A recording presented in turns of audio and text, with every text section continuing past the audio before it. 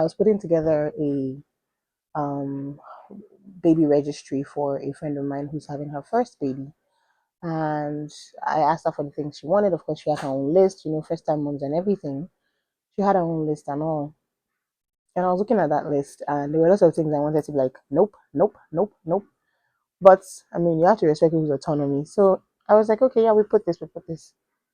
And it made me wonder, like, when I was a first time mom, I had a lot of unnecessary purchases as well. But I am more of a utility person than a Sarah person. So a lot of stuff that I needed, I actually did ask. Like, I was on this fantastic group that had like older women who had had kids. So I did ask them, oh, guys, what do you think is necessary? And they gave me advice. And I took a lot of that advice. I still ended up buying some unnecessary things because first time mom, we can't avoid that, right? So I decided, okay, I'm going to make a video, like an apropos video because nobody asked me, of like 5 things that you can save money on, either by buying stuff that's not brand new or by asking people around you if they have to give out, and then 5 other things that you absolutely have to buy brand new, right? So that's what we're going to be talking about today. Before we get into it, have you subscribed? Have you subscribed? Have you subscribed? So before I list my list, right, one of the things I'm going to say is the absolute thing you need to have at the back of your mind is if something can be sanitized or wiped down properly, you can buy it used or you can inherit it from someone. So that's the basis of stuff you don't have to buy new. And on the other side, if something cannot be properly sanitized, if you have a risk of storing bacteria or germs in corners or a risk of infecting your child, or they're going to come into direct contact with your child's insides all the time or skin, like in such close proximity, and they cannot be sanitized, then you absolutely have to buy them new. I mean, if you don't take anything away from this video, take away those 2 things from this video. Okay, so let's go. So on our list of things that we can ask people for or buy used or inherit from other people, we have the crib, because like the wooden crib. So the things you can or should absolutely not spend so much money on, meaning you can inherit it from someone or you can buy it not brand new, like a crib. I mean, a crib is absolutely the one thing that you shouldn't buy brand new. I promise you, no matter how it's shocking you to set up a crib for the baby, your expectation versus the reality is going to be shockingly disappointing. So when I see people who want to spend like extra money on a crib, oh, I want a crib that has like a did it on the side and I did it. Just buy a crib that's after the baby stops sleeping in the crib, you can pack it up without regrets. Buy a crib with a separate dresser because you're absolutely going to regret buying a crib with a dresser. The dresser never takes any load anyway, and you are going to need a separate dresser. So well, maybe I mean this video is for people that are on a budget, but if you have money and you're just first time can't just do anything like, then this video is not for you. You can still watch the video just to laugh at me, but if you're like in need of tips and tricks on how to like save yourself some money, then inheriting a crib from someone is a fantastic idea because cribs can be really expensive. So a high chair is also something that you can inherit from someone because you can absolutely hose it down, wash it, sanitize it, and dry it out. A play yard is another thing that you can inherit from someone. So like a play area for the baby before the baby grows up to be standing. It can be something that can be like downstairs in the living room area where the baby can sleep. You can also inherit that from someone. Breast pump. Now this one is a little bit dicey. A breast pump, the engine is pretty good. Just make sure that you change the parts, like they always sell extra like filters and stuff to be able to swipe out. Of course, milk bags and co, you have to buy those ones new, absolutely. But the engine of the breast pump is usually pretty good, so you just need to swap out, buy the parts that can be changed. So those parts that you can't absolutely sanitize or you cannot sterilize, I think that's the word for stuff like breast pump. Okay. So things like gliders, bouncers, swings, you can inherit that from someone. Let me assure you, it can be sanitized, it can be wiped, and they don't store bacteria in corners.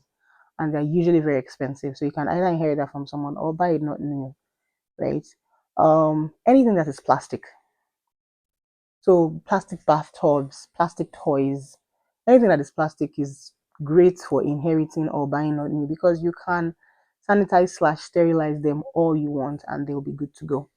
So I think that that's some. Oh, another thing that I actually want to talk about that is you don't need to buy new, even though we talked about if anything's going to touch baby's skin, that baby clothes are stuff that you don't need to buy new. Let me assure you. So I remember when I was in Nigeria and I was having my first baby. Um, someone in my grandma's place in the corridor had done something. I knew that this girl didn't have a lot of money, but baby always turned up in like really nice, tush clothing that I thought, where did she get the money to buy this? Because I was pregnant and I knew how much these things cost because I'd been eyeing them bombastically. And then she told my aunt that, oh, she went to Katangwa market one early morning and bought 0 to 3 months, I mean 0 to 6 months stuff, blah blah blah. And I was like, okay, that's not a bad idea. So I went to Katangwa market that early morning. I think I dragged my sister and my cousin, I can't remember. And I bought like baby stuff. Now, one of the reasons why I think you shouldn't buy new baby clothes, if you can, is babies run out of their 0 to 6 months clothes fast. So 0 to 3 months, 3 to 6 months, if you're not able to afford like brand new clothing and stuff, you can actually buy used clothing.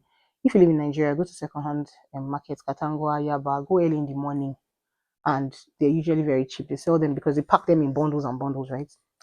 If you're not in Nigeria, you can go to thrift stores like Value Village or whatever. In fact, those ones they make you like they'll tell you this bag, anything you can fill up inside, $5 for baby clothing, and then they pour it down, and then you just pick stuff.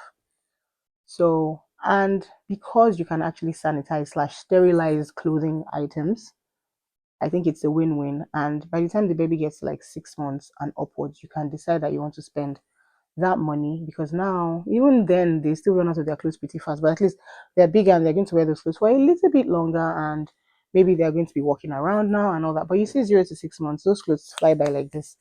And anybody who has had kids will tell you that the 0 to 6 month stage there were more clothes not worn than clothes that were worn. So yeah, that's one thing I wanted to talk about, that you can actually buy used or inherit from people. Even till now, like my kids still inherit clothes from kids that are older than them, and we still pass down clothes to younger children because clothes are things that you can absolutely sterilize and clean and wash. I know it goes against what I said about if it touches their skin, but clothes can be sterilized. So yeah, you might want to look into that. That's a hack for you if you're having a baby. Go to Value Village. If you are not in Nigeria, if you're in Nigeria, go to Katangwa and Yabanko.